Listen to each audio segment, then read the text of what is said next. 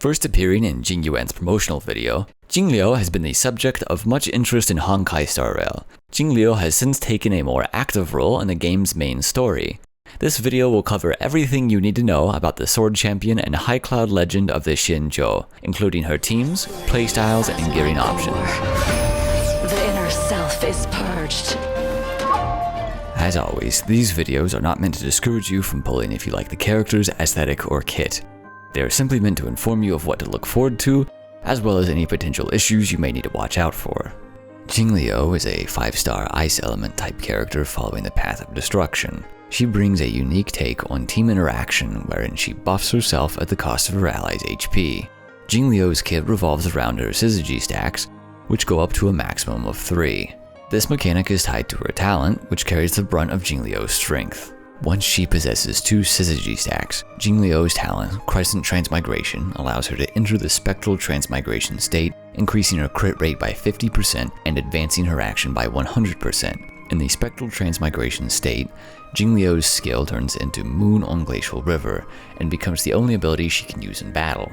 Furthermore, in the Enhanced state, Jingliu's attacks will consume 4% max HP from her allies, increasing her attack percent. This HP drain cannot reduce allies' HP to lower than 1. This ability has a very high conversion rate, meaning that players will generally not need to worry about building HP on their units to cap it out. Around 10,000 HP total on her 3 allies will be enough for the maximum buff. Players should note that Jingliu cannot enter another Spectral Transmigration state until the current one ends, which she will do once her Synergy stacks reach 0. Jingliu acquires these Synergy stacks primarily through her skill, which has 2 forms. In her unenhanced state, Transcendent Flash is a single target attack that does a moderate amount of damage and grants her 1 stack of Synergy. Upon entering Spectral Transmigration, however, her skill becomes Moon on Glacial River. Moon on Glacial River is a blast attack dealing significant damage to a primary target and moderate damage to adjacent enemies. Moon on Glacial River consumes 1 Synergy stack per use instead of skill points. Jingliu's ultimate, Florephemeral Dreamflux, is another blast-type attack that grants her 1 stack of Synergy. While players may be tempted to use her ultimate to get into Spectral Transmigration faster, this should be avoided as the damage is considerably worse. It is even recommended to avoid using her ultimate at full energy to ensure using it during her Spectral Transmigration state. Finally, Jingliu's technique is Shrine of Truth. After using this technique, Jingliu creates an area around her that lasts for 20 seconds and freezes all enemies caught in it. After entering combat with enemies in this area, Jingliu gains 15 energy and 1 stack of Synergy. The frozen state applied by this state applies to all enemy waves. However, this technique can mess with rotations, so players should be careful using it. As such, Jingliu's trace priority is her skill, as it makes up the largest portion of her damage profile, followed by her talents due to the abundance of buffs it provides for her. After that, players can level her ultimate as it packs a powerful punch. Jingliu's first Eidolon, Mooncrash's Tianguan Gate, provides her a consistent crit damage bonus.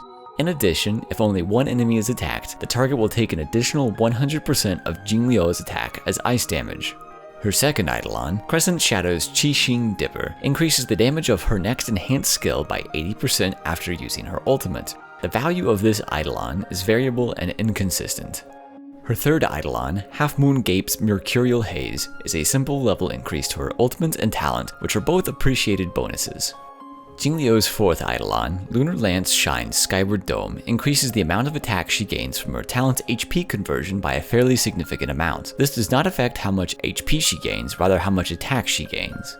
Her fifth Eidolon, Night Shade's Astral Radiance, provides levels for her skill and her basic attack. Her skill is her primary source of damage, so these levels are very appreciated.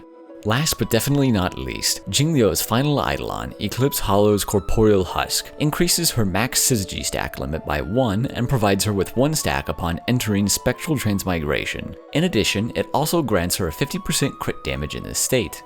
Jingliu has a few options for her relics. 4-piece Hunter of Glacial Forest provides slightly more damage than 2-piece combinations, even with its questionable uptime. 2-piece combinations, primarily Hunter with either Messenger traversing Hackerspace or Musketeer of Wild Wheat, are very competitive with 4-piece Hunter, generally coming down to a matter of which has better substats. This option will generally be easier to farm for than a 4-piece Hunter set. 4-piece Genius of Brilliant Stars is a very competitive option since Jingliu can find herself stacking too much crit damage, weakening the value of 4-piece Hunter. 4-piece Genius gets better if Jingliu is using her signature light cone, I Shall Be My Own Sword, or if she's paired with other sources of defense shred. For Planars, Jingliu has one primary option. The Rudolin Arena set is her best option by far for a few reasons. Most of Jingliu's damage comes from her enhanced skill, which, combined with her lack of damage percent buffs, makes this set a no-brainer. While 70% crit rate can be difficult to achieve on some characters, Jingliu does not have this issue due to receiving 50% crit rate in her enhanced state, which is where she'll be doing most of her damage anyway. Space Sealing Station is an option if Rudolin Arena is not available.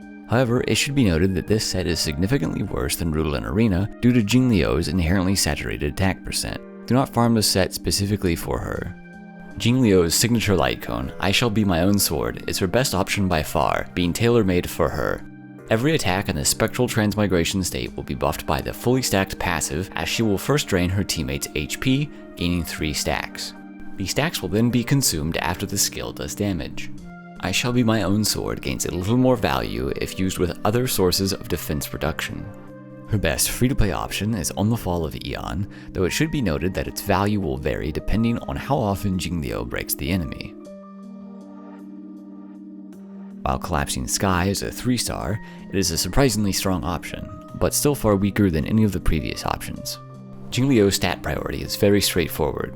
Due to the 50% crit rate she gets from Spectral Transmigration, she generally won't need to worry about crit rate, so the only option for her body piece is crit damage. Due to being naturally attack percent saturated, Jingliu prefers speed boots to help her get into her Spectral Transmigration state as quickly as possible. For Sphere, it is heavily recommended to go for ice damage percent.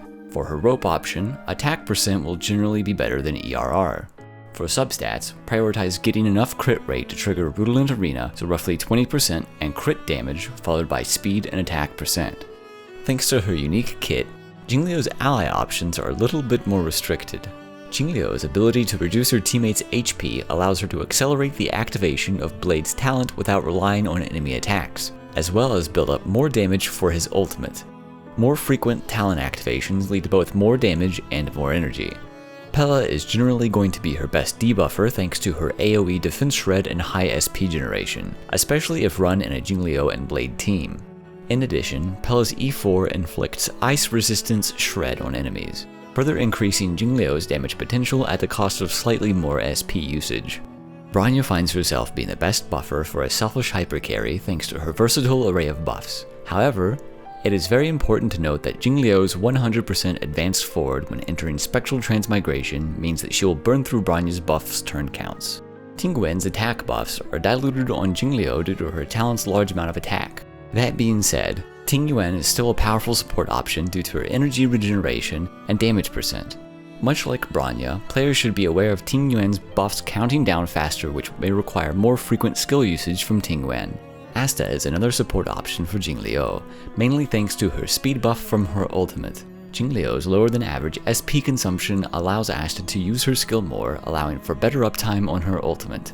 For sustain options, Jingliu has a couple of notable options.